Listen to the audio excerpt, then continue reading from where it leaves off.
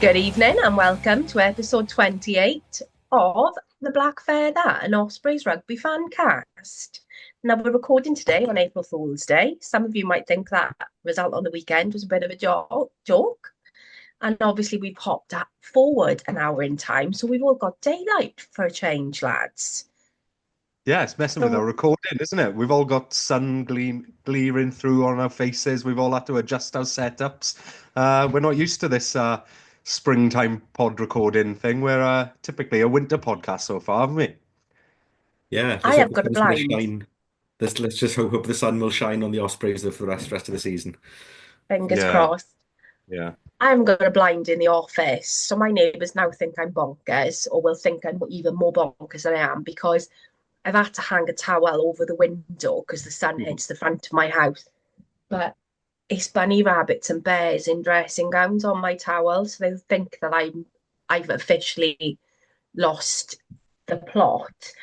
Um, but when I sent the agenda to you guys earlier on and sent you the running order, we kind of said, look, jokingly, can we miss out number two?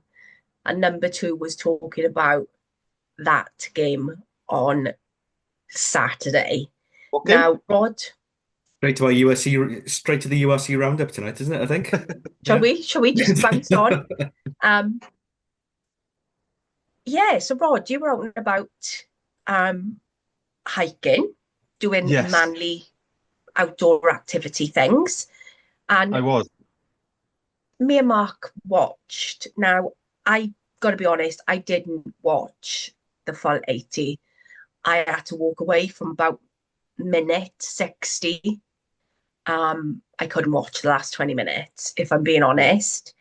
Um, Not a great start to the day for the Ospreys. They got delayed substantially by about an hour arriving at the ground because of a crash on the way into the ground. So preparation was a little bit disjointed for them. Kickoff was delayed by 5 minutes or so.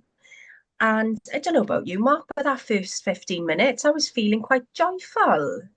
It was the most exciting quarter of an hour and that we've seen all season, probably. The Scarlets were in absolute disarray, and it was a joy to watch. It was absolutely lovely, and I think we all thought at that point, game over. Scarlets have fallen apart. There's no way we're going to let this one slip from here. Even at 20 minutes in, I was sat there perfectly comfortable, laughing at all the Scarlets' mistakes because they couldn't catch a ball, could they? There was No, seven or eight mishandling errors. It was just fantastic, and Mm. then it all went wrong. Yeah, very, very wrong. Um, I up at Pennard Castle, hiking around sort of Three Cliffs Bay, and I didn't first chuck the game on my phone to just have a quick sneak peek until it was 17 all. So I missed that first flurry of tries, and I didn't see the only positive element of our game. I only saw us getting further and further and further behind as I was trying to hike and check my phone. But since then, I've gone back and I've rewatched the game, and that first 15 minutes was probably the worst I've seen Scarlets play all season, or near enough. It really wasn't looking good for them. So, I mean, kudos to them for turning that around. And yeah, it just reflects badly on us, doesn't it? it was just very disjointed for them in the first 15 minutes, and we capitalised on that fantastically. That try by Morris again was a great try. We practically scored a point a minute, which you can't knock really. But looking at it, I know there was a lot of debate beforehand about the bench that we had and that the team that we fielded. Some people said we were being quite disrespectful to Scarlets. I don't think we were being disrespectful. I think listening to the press conference afterwards with players who were needing minutes, I understand the team selection. Um, for me, those yellow cards were the start of our downfall. Discipline was a big thing. I'm not going to be, I've been called better online this week by a Scarlets fan. not bitter in the slightest. Our discipline did for us. Our heads went a little bit. However, those yellow cards, Colby just seemed to lose control again, like he did in the under 20s at a far quicker pace this last Saturday than he did in the under 20s. I was genuinely confused at some points by what was going on. And obviously the big talking point was Hardy staying on the field and us having one player too many on. But when I wound it back and looked at it, Colby like kind of waved his yellow card, but you did He know doesn't. who to. You kind of need to tell who you're sending Yeah. off that you're sending them off. I think he was so hyper aware that he had given another card 2 minutes earlier that he could probably have delayed and given it as this instance, that he Yeah, just sort of went like this, didn't he? Flicked his hand in the air, didn't it was direct like it towards anyone, didn't give any sort of direct specific messaging, and then puts it back in his pocket. Like that it was was like who's going where? I that think was he just gave it confusion to of the his own nearest. creation. I think he just gave it to the nearest player to him because when you look back at Yeah, the replay of that incident, Hardy wasn't even attached to that ruck anyway. He was the Maul, sorry. He was sort of almost standing off the side of it. He ended up sort of on top of it at the yeah, end. But there were another 7 or 8 Ospreys players who were actually in the Maul. They could have been yeah. carded for sort of collapsing it, and Hardy was just stood there, kind of sort of wonder. He was a bit confused as to why it was him, because he was Yeah. nowhere really near it. And you can't And ask for a more detrimental position on the pitch to be sent off than scrum half, really. It's so specialist and it has knock-on effects then further down the line. Your 9 goes off, your 10 has to come inwards, you lose a ball player and a game controller, and everything just goes whack from there. But ironically, I thought we rode that period of the 2 cards relatively well. We handled it okay. Certainly, Scarlets didn't make the most of that as they could have. For me, the critical moment came, I think it was 15, 20 minutes after that, where we had those 4 scrums on the Scarlets line that started off with. Oh, I can't remember the sequence of events now, but I think we got the sort of rubber the green on the first one, and then the second one collapsed, and then they reset, and then Scarlett folded us, and then he gave them he gave them the penalty, and they cleared their lines, and there was a sustained period of pressure where a penalty could have easily gone our way that wasn't awarded, and then he gave one to them, and I think that just broke us then. It was Mm. that moment where we were just trying to get back into the game. We were meters out, and that could have changed the momentum of things. And then Colby just, yeah, flipped it. And I think that was the real killer. The cards forced us to change our game plan. That scrum just broke our spirit, I think. And And I from think there it's scrum we have time. no direction. I think it's scrum time and breakdown. You never knew which way his hand was going to go. It was sort of No. 50-50 which way it was going to go. There were poor decisions on both sides. It was almost like he had a magic 8 ball. Who shall I penalise this time? Oh, let's go Scarlets. Next one, give it a shake. Oh, let's go Ospreys. Yeah. It didn't have a clue. And Mm. both sides I think can complain about the refereeing standards, and I think that's the point I tried to make online this week. It wasn't that we were complaining about the defeat. At the end of the day, Scarlets were the better team. They deserved the win. But a game of that magnitude and with that passion and knowing it's going to be a very tense game should be refereed by a strong referee. And he yeah, certainly isn't that in any way, Yeah. shape, or form. Take away his whole decision making, just his whole demeanor and the way that he referees a game is too wishy-washy and too Yeah. lackadaisical to referee a game of that magnitude, I think. yeah. And the signs were there, Mark. He had a mare during the under 26 nations in one of our fixtures. He had a mare last week against refereeing the Dragons. Like, why? He's what's the phrase for where you get sort of promoted despite your incompetence? Like he's getting bigger and bigger gigs despite Mm. his lackluster performances as a ref. It Yeah. It doesn't make is sense. it is one of the questions that Mark Jones was asked post-match Mhm. about Colby being such a new ref and his inexperience showing over those fixtures. And I did think that Mark Jones was quite magnanimous about it. He kind of said he's never going to improve unless he gets game time. But the problem with that is that was a big game. Mm. We're Yeah. at the business end of the season now, and some of the calls were, considering he loves like a little penalty and a little card. I was so shocked when is it Fifita did Yeah. not get a card for Mm. that well, that jumping on Hopkins in the air then, because Hmm. that could have been Yeah. dangerous. I don't think it was a red or it needed referral or anything, but it needed to be something. I think it did Yeah. deserve a yellow card. It did, it Um, did. And that was at the 20-minute mark, which was a key point in this game where we'd obviously got those early tries. They'd come back into it. It was all even, 17 all. Like that was the moment that one of the two teams was going to take the reins, and he just made it easy for them to do so. What I didn't get with that one, because there'd been two tackles in the air, one after the other, wasn't there? There was one, and then yeah, there was the Fafita one, and the referee said something like, "If there's another one, then somebody's going to see yellow." And I thought, well, surely Yes. each of those incidents gets standalone. standalone on their own merit as to how dangerous the tackle was. Doesn't matter how many times they've done a tackle in the air; they could do 13 tackles in the air that are not dangerous, but you penalise the one that is. Yeah. These But aren't misdemeanors. If they're fouls, and they need to uh, be assessed and treated independently. You're so right. Like that decision-making process does not apply to that kind of situation.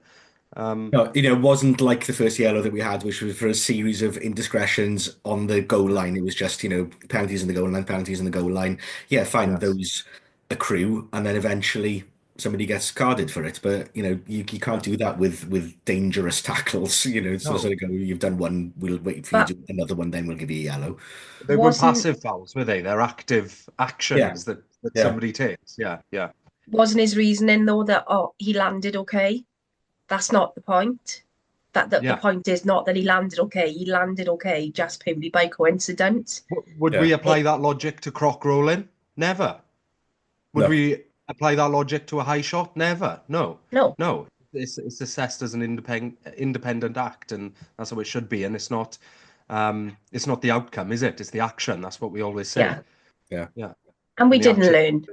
punishing We then, didn't to be learn. We knew he was happy to penalise. We knew he was happy to card. honest. Um, and we didn't take from that. We Yeah. No. we didn't control the breakdown properly. We kept cutting our own players off and putting them in an offside position. So we didn't learn from that. No. If we'd have been better and we'd have read the cues, then he wouldn't have been in a position to penalise us. So it wouldn't have been a case of his decision making Mm. coming into play. So, Mm. you know, again, just to say this for the people at the back, if anybody's complaining on the Osprey side, it's not a case of complaining about the fact that we lost. We're complaining about the standard of refereeing overall. This is not a new thing that we're saying. It's Mm. Mm. not something new we're mentioning. It's, all teams in the URC at some point can feel that they've been hard done by a reffing issue. Yeah, I mean, I'd say every week there are probably 3 out of the 8 games where you can validly say that there are big decisions in those games that could be highly disputed that have actually Yeah. decided games. I mean, this didn't decide our game this week. We fell No, second half. Let's be honest, we were poor second half, and that's why we lost the game. And they say we didn't control the game at all. But week in week out, there are really tight matches that are decided by poor refereeing decisions.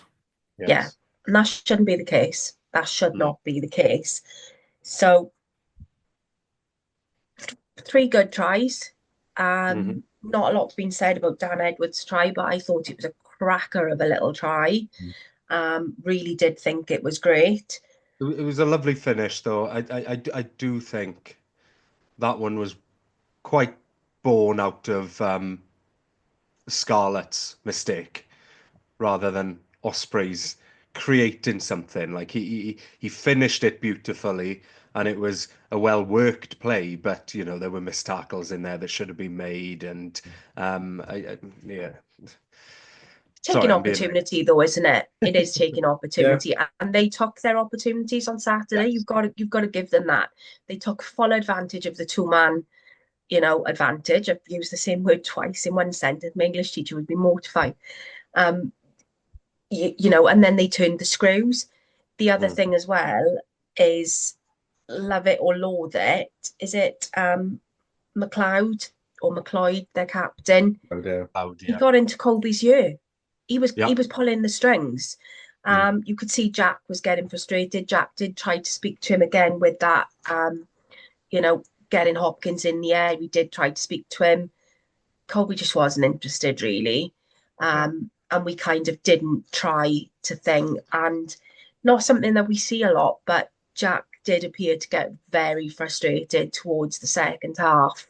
Mm. Yeah. Um, and he's a cool cucumber normally, isn't he? He Yeah. is great with the refs. So it is something that kind of um again, how do you reverse that with a ref? You Well, can't I think in really. that situation, if you've got the staff on the pitch, let's say, you promote somebody into that position, you switch that leadership role within the team. So if we had a Tipperick on the pitch or a Sam Parry or I don't know, and Adam Beard was there, but some of the other people who've led over the last Mm. couple of months on that pitch, you could have switched things up and just tried a different voice. Different But we tack. actually didn't have that on the weekend, did we? Like I said, we had Beard there, but he's been out of the team for the last 4 or 5 months. You wouldn't want to give him that responsibility right away. Mm. Tipperick not present. Sam Parry was on the bench, so came on in the second half. Oh, was he on the bench? Harry, no, he wasn't. No, Was he? No. no, it No, was it was Derry. Dewi, wasn't it? It was Yeah. Dewi. So, Dewi wasn't there from the outset. He wouldn't have been able to provide that support until he came on. So I think there are things that you can do, Sam. You can change things up, but I don't think we had that opportunity on the weekend. Yeah. Jack was Duncan our, Jones our, wasn't our happy. sole sort of leader there. Mm. But I think as well, in terms of Jack's frustrations, a lot of that would have been down to performance as well. He's a guy of of high standards, and Yes. he would have been desperately disappointed by that second half performance, defensively Yeah. especially. Especially because he tackles his heart out for the whole 80 every single week. I don't know what his tackle stats were like on the weekend, but I'm sure they were high again. Mm. But Rod and I were saying before we came on, there are worrying signs a little bit defensively over the last couple of weeks in the Connacht game and again on Saturday. Some of it on Saturday might have been down to different combinations of players being put together that weren't used to playing together, which maybe created some gaps and stuff as well. So hopefully when we're back to full strength, hopefully on Sunday, then some of those errors defensively will start to iron themselves out. But I'm sure Jack was disappointed, as the whole team would have been with that sort of second half display Yeah. as well. But we shouldn't I be so reliant on one individual to put in 25 tackles a game from another perspective. Like he has an off game, then the whole team will naturally suffer. Yeah, it's been a big concern of mine over the last 2 3 weeks now is that we've been letting in a lot of tries. The other thing that I'm concerned about, not from other games necessarily, but this game in particular, was our ruck speed. We only had 30% of our rucks under 3 seconds, mm, 30%. So we were just taking ages at the too slow. breakdown, and that was down to their disruption. But we need to work to try and speed that up for the game in the Liberty because we're not going to get any go forward if only if 70% of our rucks are spend the ball is spending more than sort of 3 4 seconds at the base there. It's just not going to work for us, is it? So those are two areas that we really need to tighten up. Faster ball off the back of the rack, and we need to be a bit more defensively savvy. The Yeah. good news, though, we came away quite injury free. Couple of dead Yeah. legs, Mm. um, Yeah. Yeah. head injury assessment for Kieran, but other than that, we came away scot free. Now, Yeah. PR team played another blinder on Saturday because they had one of those video van things Mm. Yeah. outside advertising the game, and I'll put a picture up later. And it says, "Enjoy it while you can." Ospreys v Scarlet, 6th of April, 5:30. Tickets at ospreysrugby.com. Love from Ospreys XOXO. Yeah, that was Now, fun. I like that. Yeah. Yeah. I like that. You're not taking yourself too seriously and you're building it up a little bit. Yeah. So, looking forward to Sunday, I did say, I think I messaged our Ospreys pod family thing to say I did have the EBGBs on Saturday. I was feeling bad juju. I wasn't feeling Mm. good about it. Call it my Spidey Sam senses. I feel slightly different this weekend. Mark Jones obviously said the decisions that were made because of minutes. We're getting to the point now where we need everybody to have had some game time, to have some experience, and not be cold and rusty coming off the bench if we're going to move forward into the playoffs, Yeah. further forward in the And European I do Cup and buy that. everything else. Sorry, Sam. Yeah, I was just Um, agreeing. I do buy that argument. It may pay dividends later on in the season. I know we've only got a few games left, but um, Mark and I were discussing before the podcast, before we started recording, that Max Nagy, that was probably his first game under Mark Jones. So I'd rather him come in now and have a bit of a stinker. But be ready to play under Mark's system in 3, 4 games' time when we've got an injury crisis and we're forced to bring him on. So I do Same with buy Luke that. Davis. Yeah, yeah, Give them a little bit of a run out. Sometimes you've got to lose the battle to win the war. yeah, And if that's the case, I'm okay with that. Nobody yeah. likes losing, don't get me wrong. However, we've got to think now, put that behind us, think of the bigger picture. I think it's Mhm. going to be a very different bench and a very different team for this coming Saturday. I think we will see the likes of Cassende, Giles coming back in.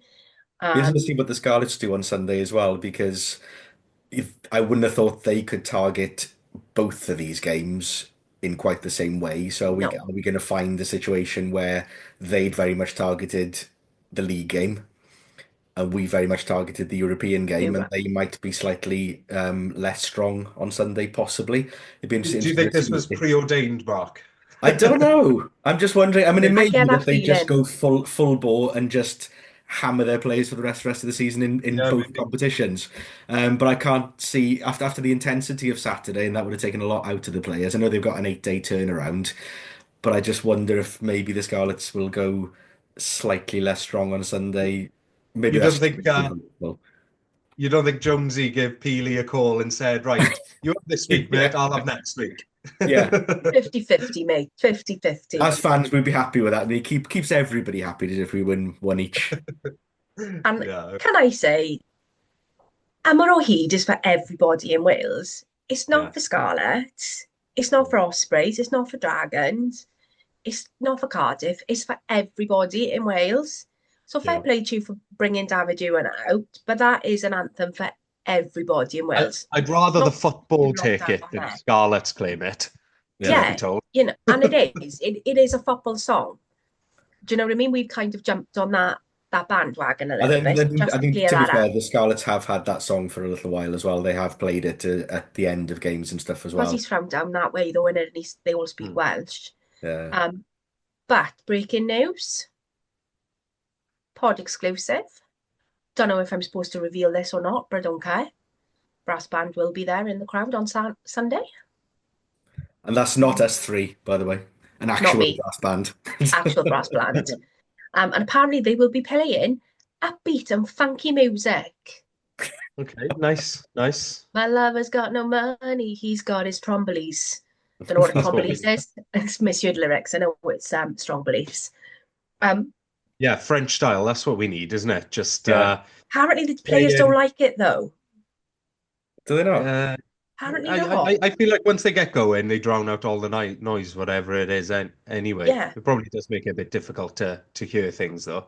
Um, If they can put them right next door to the Scarlets fans and Yes, just drown them out completely, yeah, that'll do be you the know way to what? go, I think.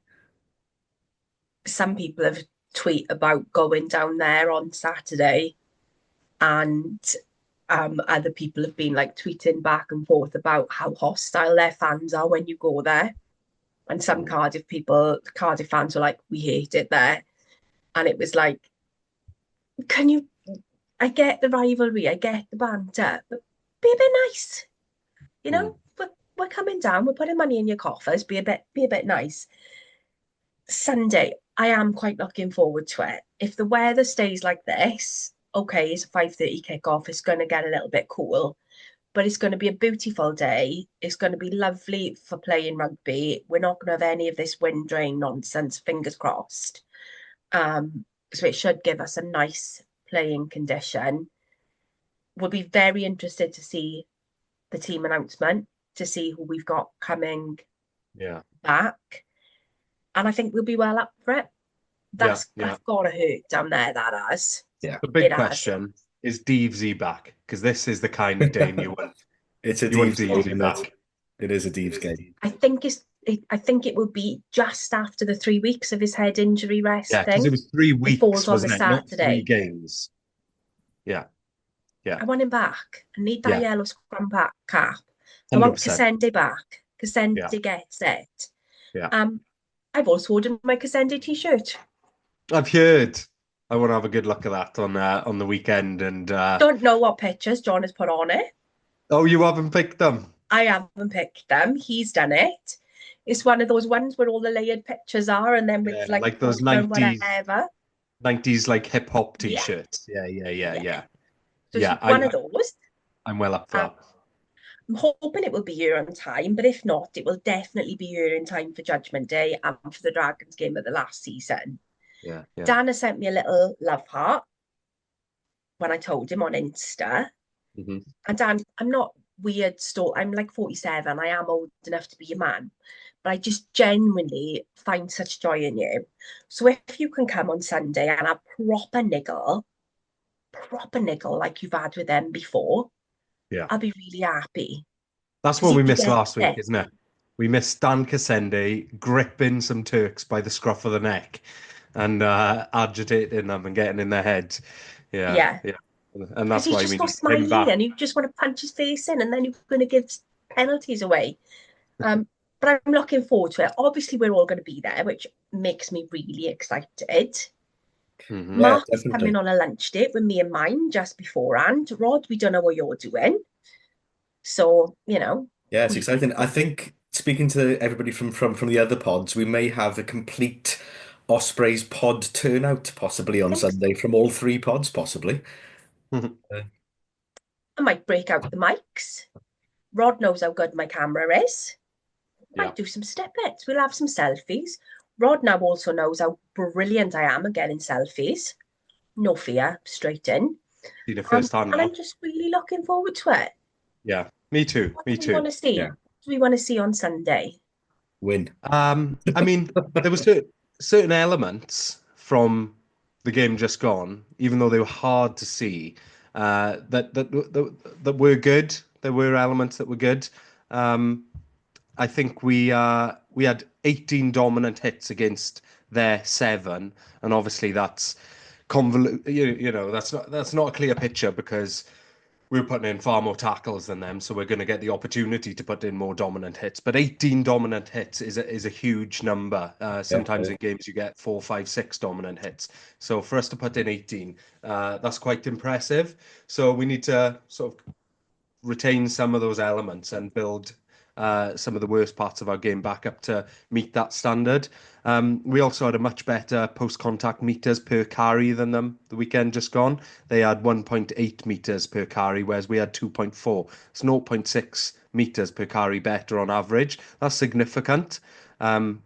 So it's retaining those elements and not allowing those to slip whilst building up the other elements of our game yeah, for and I me. would say starting off strong Sunday, not so much in an attacking sense, but I think defensively we need some big hits early to get the crowd in the game.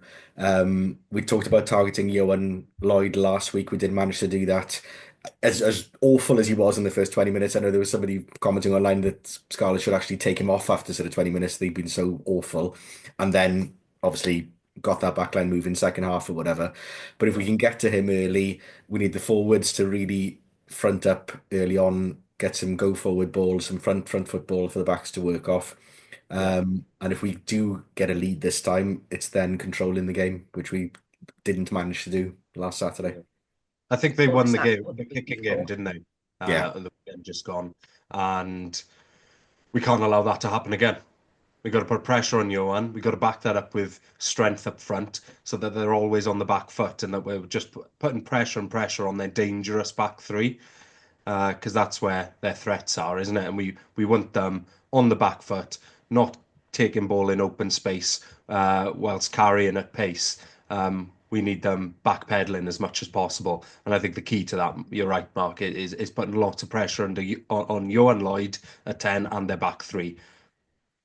Yeah, so Agreed. Dan Edwards needs to be sharp.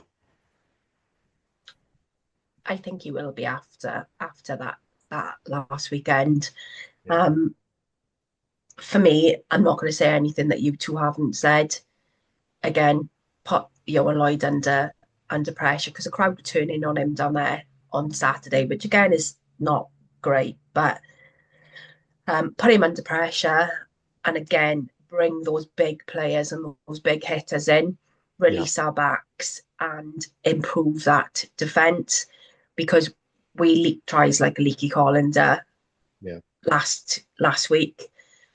We did the same against Connacht. You know, 2 games at a trot now. We've lost pretty big leads, perhaps understandably so in the Scarlets game. But whereas before we would have been mentally strong to shut that out and shut that down, we've kind of let that drift away. So for me, it seems as though we've gone from being defensively and forward heavy to, yes, now we're scoring beautiful tries and we're releasing our backs, but all of a sudden our defence has gone down here. So we seem to have done that. We need Yeah. it to be nice and even now. Hmm. And get that fire, get that niggle going from early on. Put them under pressure, put your foot on their throat and keep it there for Yeah. the 80 minutes. If it's not working, don't be afraid to try and twist it and change it and make those changes. And for me, just hit the blocks running. Just Yeah. go out, hit it. Mhm. Be aggressive but not penalised because I wouldn't want to be. Don't know who the ref is yet for this Sunday, but you don't want them to be thinking penalty count from last week. I need to keep an eye on these because of X, Y, Z. So learn from that, and Yeah. that would be me a happy girl on Sunday. Yeah. I think I think Mark fans have got a Jones. big part to play as well on Sunday. We know the Scarlets are going to turn up in force. They always travel well. From what I gather from a Scarlets friend up here, they've been put in the 4 corners of the ground to try and split them up so we don't have a situation like the shed. I'm sure they will have other pockets within the stadium as well. But I think in terms of Ospreys fans, you would hope that anybody who even has a passing interest in watching the Ospreys, this is the game you're going to come out and watch. Please I come, really need your support on Sunday. We need to please pack that place come, out and get behind the team. Yeah. please come, please come. You know, whether you're new to rugby or whether you're someone who has lost your passion or, you know, since COVID, you've not come, please come. Mm. The more noise, make it a cauldron, make it a fortress, and watch some beautiful rugby while you're there with a bit of luck. And you never know, you might really enjoy it and think, oh, do you know what? I might I might start going. I might buy a season ticket. For me, I used to go with my dad. So that family relationship and having that's like my dad's no longer here, but I've always got those memories of something that I did with my dad. I think it's a lovely family thing to do as well. Get your kids into sport as early as possible. Get those passions going. And there's no better rivalry. As you said, Rod, nobody gets the Osprey Scarlets rivalry. The other regions don't. It's we're talking Liverpool, Everton, Man United, Man City level rivalry, and we. Style. Yeah. Yeah. Yeah. But you got to build those traditions. You've either got to go because of existing tradition, or make it your tradition. Um, if you've got a young child, yeah, bring them along and make it your bi-weekly activity on every home game. I think that's part of the issue, isn't it? Is the unpredictability of fixtures now. Mm. In the past, it would have been home away, home away, home away, and you would have had Saturday a bit afternoon. more planning. But now it's a bit more all over the place, isn't it? So it doesn't enter your psyche as just like a regular thing unless you're really into it and you're constantly checking, right, when's the next fixture? When's the next fixture? If you're as sad as probably all three of us are, and you download it into your calendars months before the start of the season. So yeah, no, build those traditions, make it part of your family's tradition going forward, because uh, tradition's a great thing, and rugby's fantastic in Wales, and it just needs a bit more support to sort of unlock it, isn't it? I lost my dad when I was 21, Hmm. and I'm so grateful for that time because my brother's 10 years older than me. My brother played. For me, I'm grateful of that one-on-one time that I had with my dad. Hmm. Really grateful because I lost him early. Then for me, it's something wonderful that rugby's given me. It's given me that time with my dad, but it's given me a passion that I've had for the best part of 40 years. Yeah. Mm. And it's just seeing the joy of these youngsters who are there creating noise, seeing their favourite players. I love seeing that. Why not give that to your kid? Yeah. So, come down, watch, um, and lock into these family season tickets with the Ospreys. 10 out of 10, we recommend it. Mark could be there every week with me and Rod if he was neither. Closer. Yeah. So we're hopeful for a W on Mhm. Sunday. We will keep everything crossed. We'll drop more details about where we're going to be, who we're going to be with, and everything else. Because I know that Riverside is open for about 2 hours from 2 hours before. So we'll liaise with everyone, see if we can have, meetups or whatever. But anybody got anything else to add before we move on to Mark's URC quick roundup? Should we quickly rattle through the team that we expect to see? Because I think there are going to be Go for changes. it. So we're probably all on the same page here, starting with the front row. Gartom and Botha Yeah. starting, Yeah. yeah, and Tucker. Who's fit now? So obviously Dewi came off the bench last week. Do we put him in to start now? I would say so, yeah. I would, yeah. Yeah. And on the bench then, is Parry fit at the moment, or do we go with McGuigan? I think Barry is fit, isn't he? I think he's fit. We go Mm. back to Parry then, just Yeah. for the I would say passion, so, for yeah. the to tap into that local rivalry factor. Obviously, Yeah. with Sam being a Mr. Osprey. Um, Second row then, Beard and who alongside him? Is Fender fit? Fender's fit, He's isn't just he? been training on the video that was released today. Yeah. He looked really good in training. So, I would yes, I would go Fender if fit. Yeah, agreed there. Back row then. I did think Tristan Davis had a very good game the Yeah, he weekend did. against He did. Scarlett. I Yeah. think he was one of the standouts, both sides of the ball. I know Mark Jones highlighted him as well, but I was he going to did, highlight yeah. him anyway. Because honestly, that kid, every time he comes on, I'm impressed by him. And I do think he's got a bright future. He's a bit of a physical specimen. He tackles hard and he carries hard, and I do like the look of him. Probably won't see him starting this weekend, No. but I suppose the he's there or question is, thereabouts for me. do we go Tips and Jack together in a back row with Morgan Morris, or do we, try and balance up that blind side with a bigger body like Ratty if he's fit again? I know he's been out as well, isn't he? Um, I would probably go Jack and Tip Jack, with Jack and Tips, Morris me. at 8. Yeah. I think there is a bit of debate to be had around more so Morris, but I think Morris is such a try-scoring machine. Yeah. Like anything close, anything within reach, he's just so reliable at just picking those opportunities, He's a like he did the beast. weekend just gone on that first try in 40 odd seconds or whatever it was. So yeah, I'd favour Morris for this one. Yeah, and if you think, Morse and Deeves potentially coming on rather as impact subs on 60 minutes or whatever, Yeah. is, Yeah. quite a mouth-watering prospect as well, isn't it? Mm. Most will love that as well. Yeah, Hardy at 9. yeah. Yeah, 10 Dan, presumably. Centres is an interesting one. What are your Back to the thoughts tried. there? I think back to the tried and tested. If fit, Keith and Boshoff. Ethan yeah. Boshoff? Yeah. And then back three. I think we're all in agreement that we probably go Mm. back to um, the team of 2, 3 weeks ago. Yeah, Giles, Cassende, Then and DM Jack Walsh. Walsh. yeah. Yeah, yeah, Yep. yeah, I think so. So it's back to the usual fare then, really. We've done Mark Jones's job for him then. That's Back Yeah. that's normal. picked. Back normal. Um, No, I think that's a strong team, and I think that's a team that, dare I say it, might have turned out a different result on the weekend. Yeah, and that's Sam's making weird gestures at me now, and that's no slight at the boys. They've just gone, Sip but it. it is. We're all in agreement. It's our strongest team, isn't it?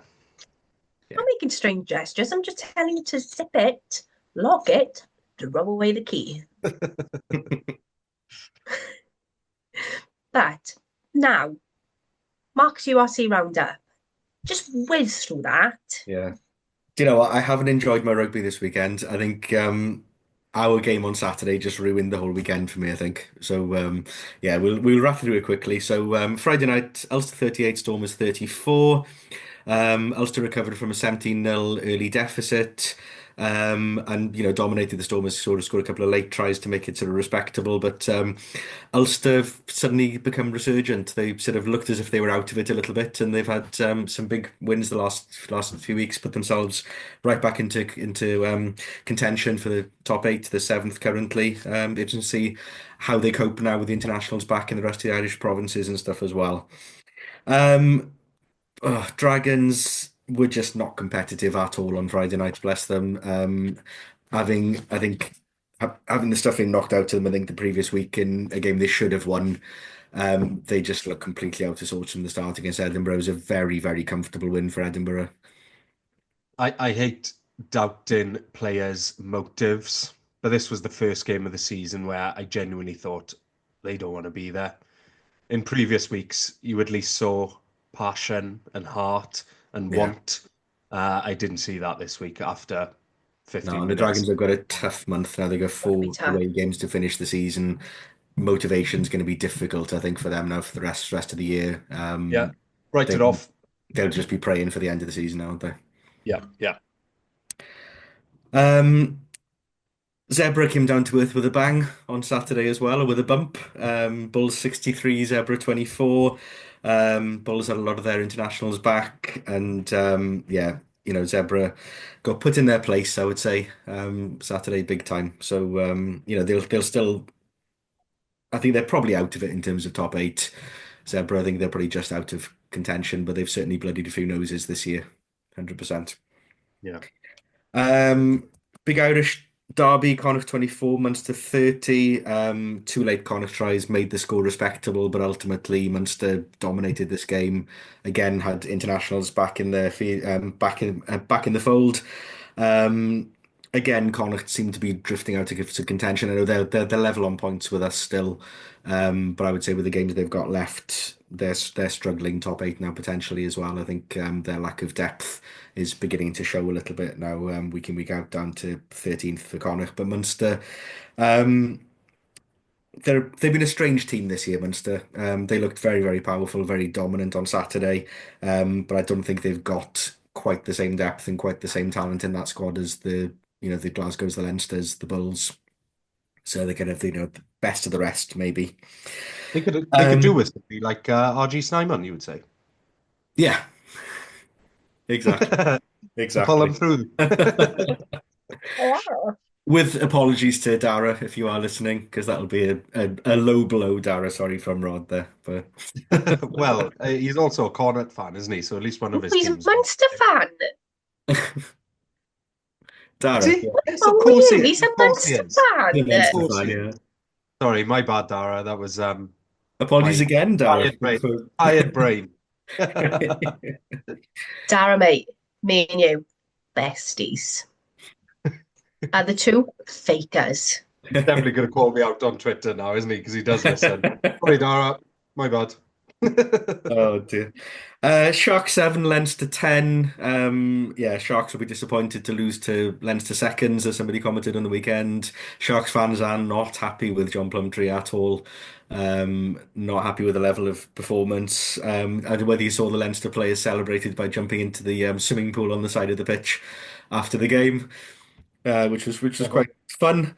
Yeah, Leinster are just scary, really. You know, they've had none of their internationals. Yeah, okay, they've got Barrett and they've got Schneiderlin, but you know, they're a terrifying prospect. They could almost win the URC without bringing any of their internationals back and concentrate on winning the Champions Cup. I think it's only Toulouse really that can touch them in that competition as well. So they are an absolute monster in terms of their squad depth. And definitely favourites, I would say, to win the URC. I think the Bulls are the only team being a little bit of a bogey team for them. Mhm. But yeah, Leinster march on. Um, Cardiff fans were not happy with their referee on Saturday night either. Benetton 20, Cardiff 19. I have to say, I watched this one in a bit of a daze. I think after our game, it was one of those where I was kind of half watching and half not. A game that Cardiff probably should have won. I say Sheraton in his post-match interview sort of stopped short of criticising the referee, but did criticise the referee a little bit as well in his own way. Came down to two kicks in the end. Sheedy missed a very kickable one towards the end, and Benetton's 10 knocked his kick over to win the game for them. And yeah, Cardiff will certainly put this down as one that got away and could be a really big result in terms of the end of season potentially. You know, Cardiff have got some tough games to go now before the end of the season, and you know, dropping those 4 points towards the end, or three they would have lost, may become important as we get to the end of the season. And then Glasgow 42, Lions nil. Yeah, Glasgow completely back to form. The Lions, if they make the playoffs, it'll be entirely on their home form. They can only play at home, I think, the Lions. Um, and they're quite formidable at home, but away from home, they're a completely different beast. And Glasgow definitely put them to the sword. Glasgow are going to be up in the mix now at the end of the season with their internationals back. They've got the squad depth to compete in the two competitions that they're still playing in. And you wouldn't put it past them to certainly be top four and in those sort of playoff semi-finals, definitely. Yeah, Glasgow got Zebra then the week after. Then on to the Bulls. Who they got after that? Then Benetton. So there's some winnable games in there, aren't there? So they're going to be top three. Yeah, 100%. Yeah, And yeah, yeah, that's our roundup. It's That's the going roundup. accordion, and it's kind of like that, isn't it? In sort of fifth to 13th or whatever, week on week, the positions are just changing, changing, changing, changing. So I think it will all come out in the wash by the end of the season. But yeah, frustrating really that we could have been up as high as sixth, I think, on the weekend with a win. You know, looking towards Champions Cup. But every team's in the same position now. Most of the teams are playing in Europe as well as in URC, and everybody's trying to balance their squads and target different games.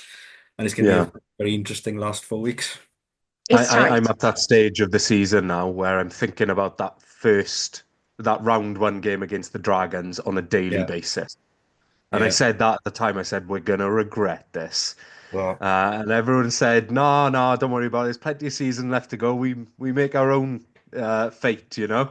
No, that one I think about multiple times a day now, yeah. We are Anyway, at that stage, and we where no one's won anything, no one's lost anything. It's really, really tight, and it could literally go, as Mark Jones said, it went down to the 65th minute of the last game last last season. season, yeah, I think it's going to happen again. I don't know if my little blood pressure and my heart can take it, but there's a lot in these four games that there is a lot to play for. Um, hmm and I think I said it in a WhatsApp. No one's won anything, no one's lost anything. Don't count your chickens, anything. It's all up for grabs now.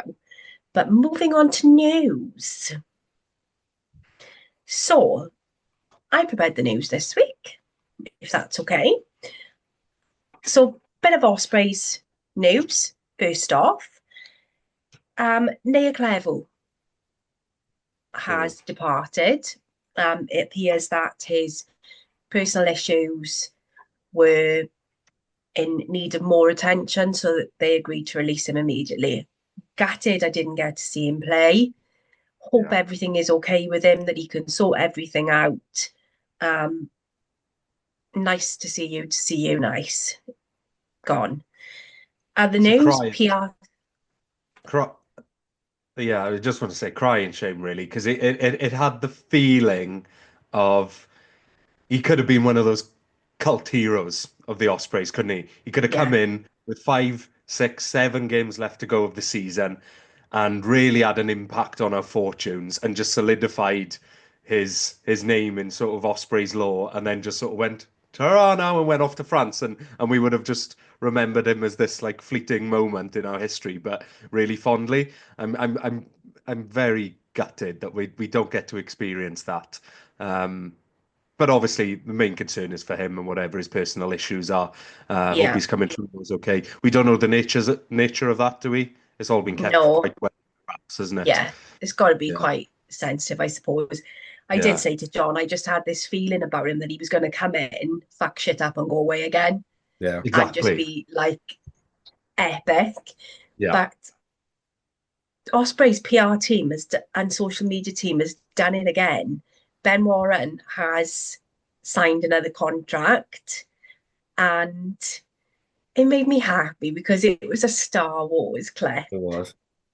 Um, Obviously Ben Kenobi. Hello hmm there. Now I yeah, love hello there. It makes me happy. Really, really, really good clip. Loved it. Think it's great. Um, the other thing that's been released today, the stadium update that I went to was filmed. That's been released on social media. So you've got the little pressy from me last week, but now you've got the full video with Lance, with the screens, the pictures, and everything Just to go else. back to Ben Warren as well, great to get him locked up as Yeah, well. He's a big player for the future for us potentially. He's learning his trade under sort of Tom Botha currently. But you'd think next season, following year, he's going to be the man for us. He's got a Wales call up already, and to get these young players signed up and locked in is big for the region. So yes, yeah. really on that one. And then keeping in that theme is transfer stroke signing rumours. Now, rumours abound at the minute that we are keeping an eye on Chris Harris, the Scottish international, who is playing for Gloucester. Um, we're interested. I believe Glasgow are also interested. hmm In the position that he plays in centre. If Scotland wasn't so sharp in that area at the moment, then I would say his inclination, he's 34, his inclination might be perhaps to go back to Glasgow to see if he can get another hurrah, because he's not played for Scotland for the past 2 years. But I think that could be a good signing for us. And the other yeah, one was rumoured is Ryan Smith from the Reds in Super Rugby. Again, fantastic player. Would absolutely adore that to come in, because I What, watch. what position? Sorry, Sam. I missed this story, so I that's the first I've heard of it. believe He's second row. second row. Um, Okay. The only slight worry with that one, hopefully that's not a foreboding that Adam Beard is 100% going. I mean, obviously, an ideal scenario there would be to keep Beard and bring Smith in as well, and then the depth we'd have at lock would be substantial. Yeah. But I've just got a feeling a signing of that, I think the rumours are of that true. stature may be pointing towards the Beard's deal may well be complete, possibly. Think the Mm. rumours are true.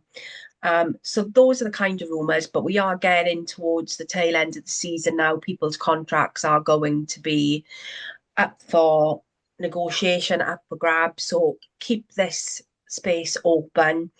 There's some really weird rumours out there around the likes of Dan Edwards and Debbie Lake being looked at by English clubs. Yes, we know they're under contract, but if you're offered big money for someone and they want to go, then there's always that. I think there was sniffing around Ellis Mee and Blair Murray as well. Hopefully, that is all just rumour and conjecture, and Mhm. there's no substance or balance to it at all, because I would be gutted, absolutely gutted to lose those from the Ospreys. Yeah. I Um, think when you see some of the figures that have come out in terms of the finances of English Premiership clubs today, Bath being propped up very much by their benefactor, Gloucester, 3 million down, I think, on last season. So, the English clubs aren't rolling in money to offer these players huge contracts, you would no, hope. So Yeah. maybe that discrepancy between what we can offer and what they can offer may not be we quite as great as it was before, maybe. we posted accounts today and we've lost 2 mil. Mm. However, um, Martin on Twitter, along with me, made a good point, which is yes, we've lost 2 mil, but we don't have any food or beverage income or Mm. any other outside income. So yes, I'm okay with that. Y11 have said they'll underwrite any losses. So again, good with that. I think going to St Helens and having the possibilities to have non-match day revenue, I don't think we'll be in, fingers crossed, we won't be in that position next year. Um, so lots to go on, as we banged on about earlier on. Calm down. It's a family sport. It's none of this.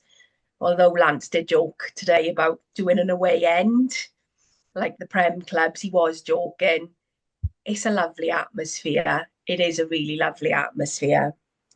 Just don't go in the student shed, sin bin area, or anywhere near Rod, or me, to be fair. Um, but the other talking point for the weekend was the women's Six Nations. Massive crowd, I think of like 20 odd thousand in Cardiff, in the Principality. I only saw bits of it before I headed into Cardiff, but we had that amazing DJ show half time with the light up outfits on and the neon. Fantastic atmosphere.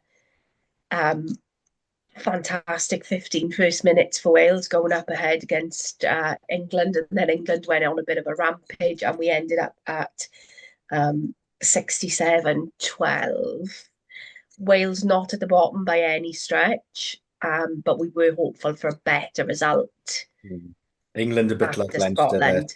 their strength in depth is just immense. I mean, they made, was it 13 changes from their Yeah, first game? And okay, they were far stronger for this one than they were for their opening match. But they've almost got two 15s that can dominate European rugby. I mean, France are the only team that can touch them really, yeah. compete with them. But yeah, their strength in They depth. just went on a rampage, Yeah. you know. Yeah. Lot of furore, poor Jasmine, Joyce Butcher. Um, I did see this on TikTok because I follow some of the players, and the English player, her name absolutely escapes me. She did a TikTok live on BBC with Jasmine, Joyce, and a couple of ex-internationals. Don't know if you've seen the chicken banana dance on TikTok, Yeah, I did see it. Rod? No. No? No, got it wrong. Chicken banana. Chicken. They did that live, right, on TikTok. Now, people proper went in on her in TikTok saying she was embarrassing, a disgrace, blah, blah, blah, after such a heavy defeat. And I wanted to mention it because I really liked what she said in response to it. And she said, yeah, I was sad, I was gutted, I was upset, I was disappointed with the result. But that doesn't mean I can't be happy, excited, and smiling to see such an amazing crowd supporting us. Be Yeah. kind, put your energy and effort into people who want and accept you for who you are. Yeah. Yeah, like you said, I, there was I good almost communication, but despise that we're talking about this as a Welsh rugby public. It's just like so Behave boring. yourselves. Oh, Christ. Yeah. I mean, one fact to sort of consider is that the demographics that go and watch male rugby are very different to those who are now getting behind the women. You Yeah. just only need to look at the crowd, and it's filled with kids, young girls, young boys. The demographics are different. They're appealing to a different crowd. I'm sorry, uh, Jeff in Blaenavon, but they're not necessarily trying to appeal to you by doing TikTok dances. Yeah. So just, you And know, if Jack had done it the week before, after the heavy defeat against England, then we probably would have been talking about this differently. But it was yeah, it was an occasion for those girls, wasn't it, on Saturday? I heard some interviews beforehand about whether they would prefer to play at a packed Arms Park or a quarter empty Principality. Amazing. And just the opportunity to play on that pitch in that stadium in front of that crowd, good for them, fantastic. If you think, years ago, I think they were saying about 5, 6 years back, they were playing in Couldn't front of a even couple of get hundred like people at, Talbot Athletic Ground or wherever it was. And mm, now they're playing in the, Principality. It's massive. And, they got caught up in the occasion. So yeah. what? Yeah. yeah. And honestly, playing England is an exhibition game. It's like New Zealand going to play pick another worse country in the male Portugal. game. It's like New Zealand going to play Portugal, exactly. Like Yeah. that game would pull massive crowds, not because people are going expecting Portugal to win. They're going to see New Zealand. Yeah. England women are the New Phenom. Zealand of the sport. Yeah. So they're not playing in there next week, are they? They're going back to, are they Rodney Parade next week? Yeah. I think so. Yeah. Yeah, so it was a specific thing to target the Huge. strongest, biggest women's rugby nation in the world, which is England. So Mm. yeah, it was an exhibition. It was an exhibition. It was great. Um, you know, you had Falatau DJ in there. She was doing like the Josh Navidi DJ in. She was really good. No offense, Josh Navidi, she was better than you. Um, and she's, hoping to do more of that. So it's bringing people in. And if, make it attractive to women, you'd be like, do you mean we are 50% of the population at the end of the day?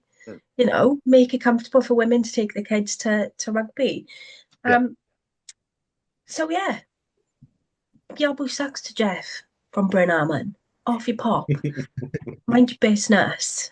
But that is it really for the news.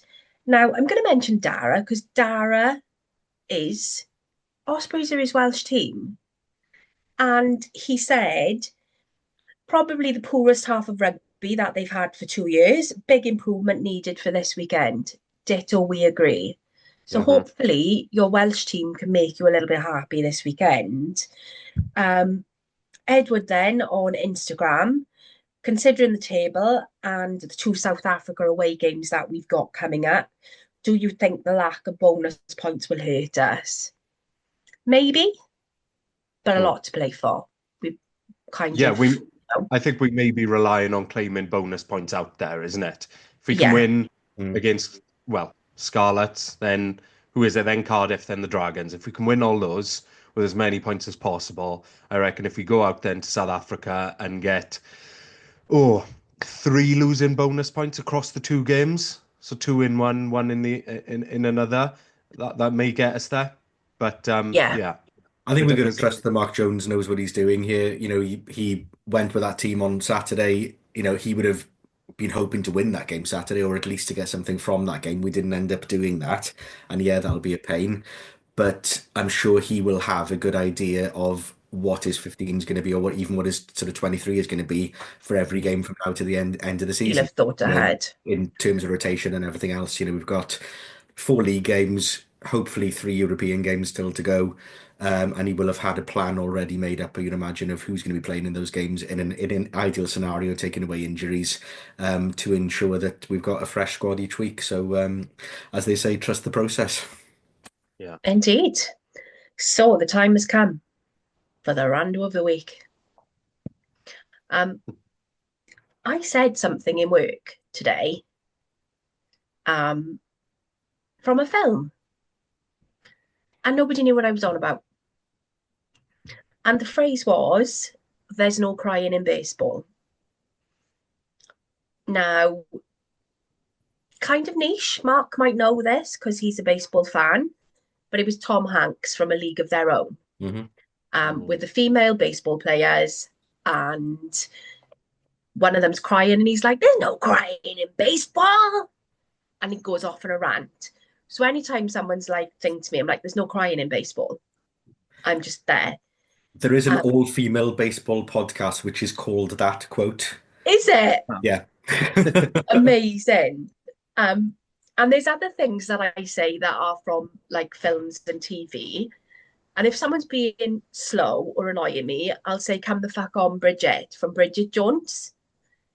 And the more I think about it, the more I say these things. Like, the reason why I was probably thinking of this was that hello there from Star Wars, because I use that a lot as well. So, is there anything from films or TV, any quotes or things that you drop into conversation and people look confused at you? Because I do it a lot, and then I've got to explain.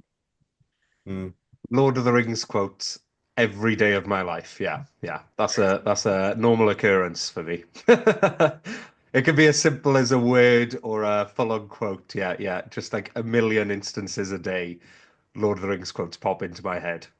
Even if it's just like I had jacket potato before coming on today, and my brain was just thinking potatoes, boil them, mash them, stick them in a stew. Yeah. Oh God. Mine are really niche ones. They keep on coming back to me all the time. One is a Peppa Pig one that we've got as a family. So Ben, who you've both met, who's now 19, and hopefully he's listening to this and he'd be very embarrassed by this. There was an episode of Peppa Pig when he was growing up that he was obsessed with, and Peppa was role playing eating cake, and she said, "It's a pretend cake. It's very nice." So whenever we have cake, um, we'll just quote that every time we have cake. And it's a bit of a family thing, and if we're in company, then everybody else goes, "What the hell are you What's talking about?" going on? So there's that one. I can't say the word "good girl" without making it sound like Keith Wood on the Living with the Lions documentary, because he said "good girl, good girl." Um, that's in my head, but that's a really, really random niche one. There's the usual Star Wars films one, so like the Han Solo, Princess Leia, I love you, I know. There's that one.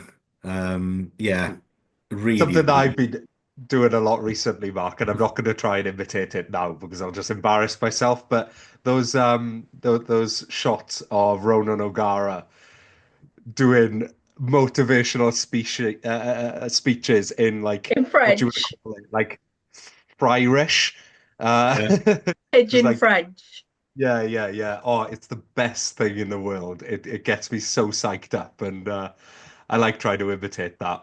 But yeah, I'm not doing it for you now. It's it is, and you don't realize like you're doing it. So it's like I use as if from Clueless all the time, or if something clearly isn't gonna fit, I'm like, you're gonna need a bigger boat from Jaws, Yeah. and it Yes, may not yes. even like relate to what I'm like thinking, and you can see like people are looking at you, and I must watch the Godfather films about 4 or 5 times a year. Um, ADHD does need noise. So if I'm working, I'll shove something I've seen a million times on in the background so I can just watch stuff. Um, and I use that a lot. So I'm always like, if you made an offer you can't refuse, or Houston, we've got a problem from Apollo 13.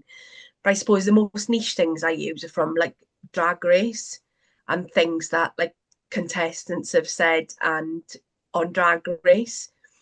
And people look at you and sometimes you just can't explain because if you haven't seen it, you just don't know.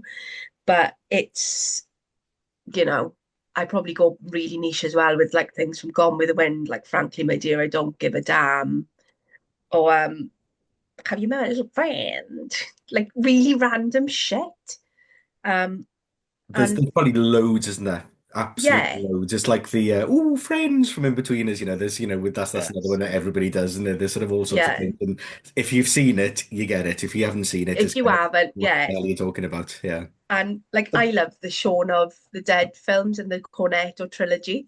So the Yeah. thing that amuses me most, like on a Thursday, when The Apprentice comes on, there's a thing that John always says, he always does, I'm not Judge Judy and the Executioner from Hot Fuzz. What was, yeah. And me and him will say things like that to each other all the time, and we are like the only people who know it.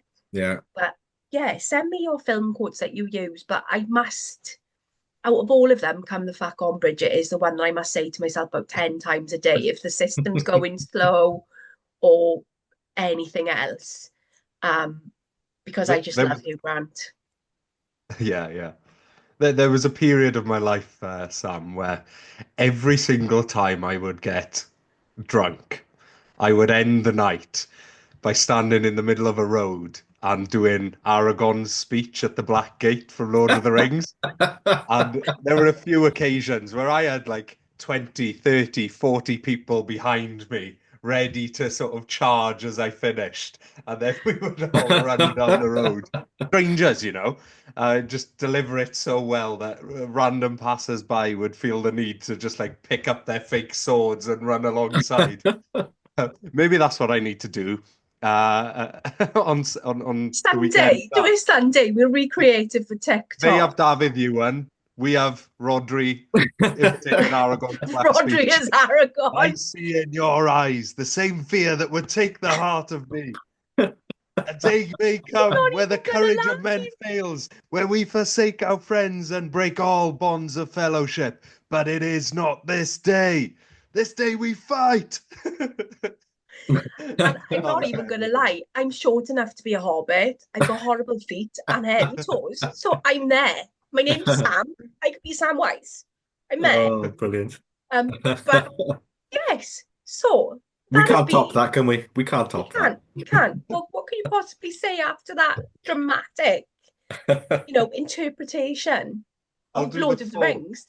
I'll do Do the you know what I full mean? thing for you one time when I've had a few When you've beers and had a I've really few, given when it you've some had a Judgment few, gusto. Day. Yeah. Judgment Day down down Castle Caroline Street, Okay. Street. Cardiff or whatever, Yeah, yeah. yeah, yeah, Yeah, yeah, Or yeah. Queen Okay. Street, yeah. we'll be there. Or I'll But just stand in front of the Cardiff bus and shout, "You shall shall not not pass!" pass. Just don't permit them entry. No. Um, um, oh God, it's the Austin Powers thing as well with John. I always do the get in my belly. My Yeah. Scottish accent, considering I'm married to someone Scottish, is awful. And the other one I do from Austin Powers is mole, mole, mole, mole, mole. Just really bad. Um, but that has been us. That has been episode 28. Um, if you see us on Sunday, you might see us in our new hoodies. Mm. Nice. Say hello if you do. If you do, come and say hello. Mhm. We'll be friendly, we'll be polite. They'll be friendly, they'll be polite. Actually, I'm getting better as I'm getting older. I'm getting more peoply.